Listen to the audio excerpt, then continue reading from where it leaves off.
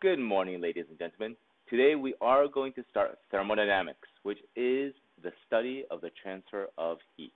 The first part of thermodynamics that we are going to study is thermal expansion.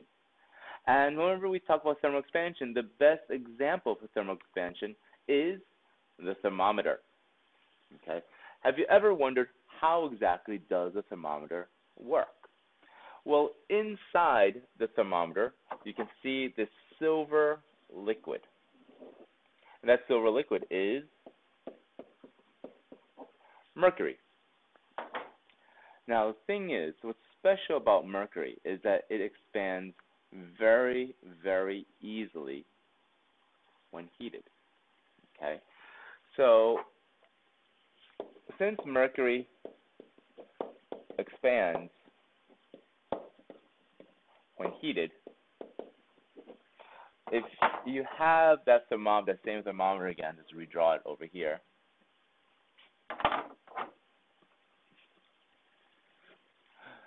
As the mercury is heated more and more, it's going to try to take up more and more space.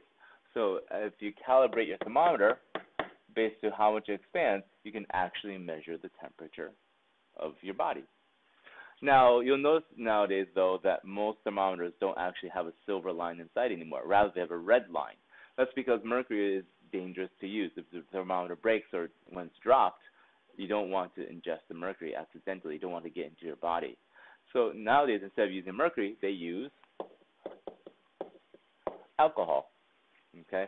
Alcohol also expands very easily when it's heated. And they dye it a red color so you can see it more easily. While we're on the topic about thermometers, we may as well also talk about the relationship between Celsius and Kelvin. Well, with Celsius and Kelvin, of course, you guys know that 0 degrees Celsius is equal to 273 Kelvin. So we're not going to worry about the 0.16.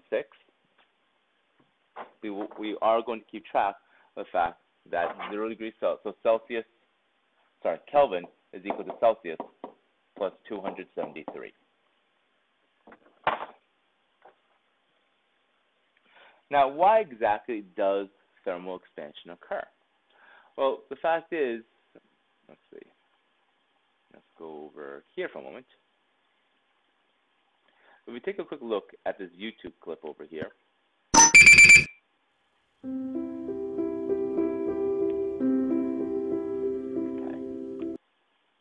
now, normally, when you have a solid material, you have all the atoms that are vibrating in place. But when you heat the materials vibrate faster than before. And it actually ends up taking more space than before, as you can see in this video over here. The same is true with gases. It's just even more noticeable with gases. The fact is you have all these particles that are zipping around, and when you heat them up, those particles zip around faster than before. And when they zip around faster, they end up taking up more space than before. They're creating more pressure, which causes the balloon to expand. So solids and liquids don't expand very easily, while gases do expand very easily. But they do expand, and it is a noticeable amount. If you take a look at this example over here, we have a science teacher who has a ball on the end of a stick and is sticking it through a loop. Okay, and this is just right. Now he's heating up the ball, heating it up for a while, and now when he tries to put it, rewind that a little bit. Now when he tries to actually put it through a loop, you'll see it no longer fits. That's because the solid expand just a teeny little bit, but just enough that it no longer fits inside. But now he quenches it, puts it inside ice cold water, so thermal expansion, or in this case thermal compression, the temperature decreases, the size decreases as well. And sorry for the brief interruption, it's just technical difficulties. Let's go on to the next part now. In this next clip, I just wanted to talk to you about where thermal expansion exists in real life. This over here is just a person who's installing some insulation into the sidewalk cracks. But what he doesn't really realize is this is one of the the most useless things that he can do. I can understand that he wants to perhaps prevent things from growing between the sidewall cracks, but those sidewall cracks are there for a very good reason. You see, those sidewall cracks are there to allow for thermal expansion to occur. You'll never see a sidewalk poured as one giant slab. They're always broken down into squares. And that's simply because during the summertime, all those sidewalk concrete slabs are going to expand just a little bit. And if there's no room for them to expand, they're going to buckle a little bit, and then they'll end up cracking. Right now in my own home, I have the exact same issue. The contractor who installed our wood floors installed them during the winter time without turning up the heat in the house. You see, if you had left the wood there and let it properly expand like it should, I wouldn't have the issue during the summer when I have a couple buckles in my floor where the wood is all pushing against each other. And right now with this person in the video over here, even though the insulation might look nice now, the fact is it's going to just pop out as soon as it gets to be too hot.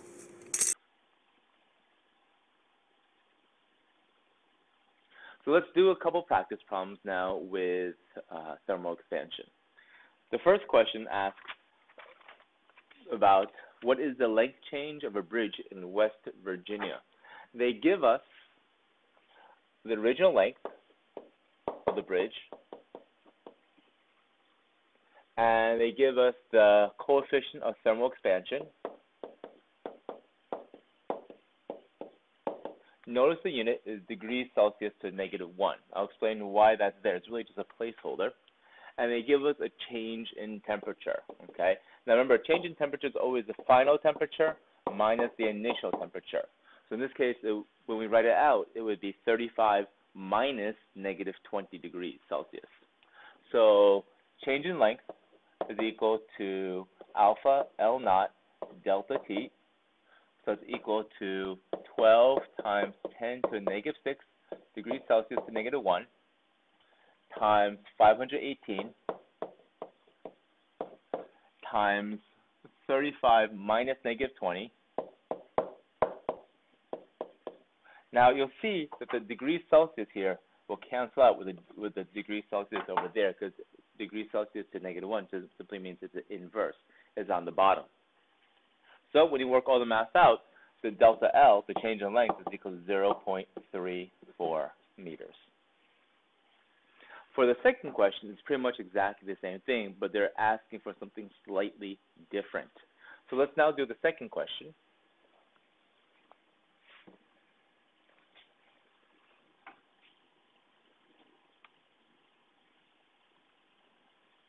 Okay. A steel railroad track has a length of 30 meters when the temperature is 0 degrees Celsius. So the original length is 30 meters. Again, since it's steel also with the same coefficient of thermal expansion. In this case, when we're talking about the change in temperature, we're talking about 40 degrees Celsius minus 0 degrees Celsius. So when we solve for it, delta L is equal to alpha L naught delta T, and we plug in all of our numbers.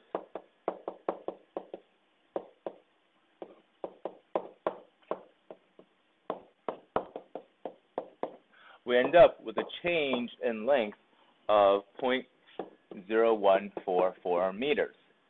But that's not actually the answer that they're asking for, because they're asking what's the new length.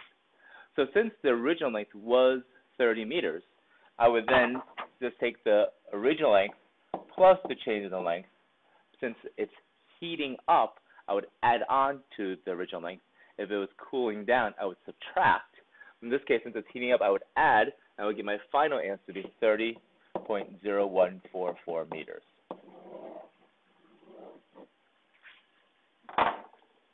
And that is thermal expansion.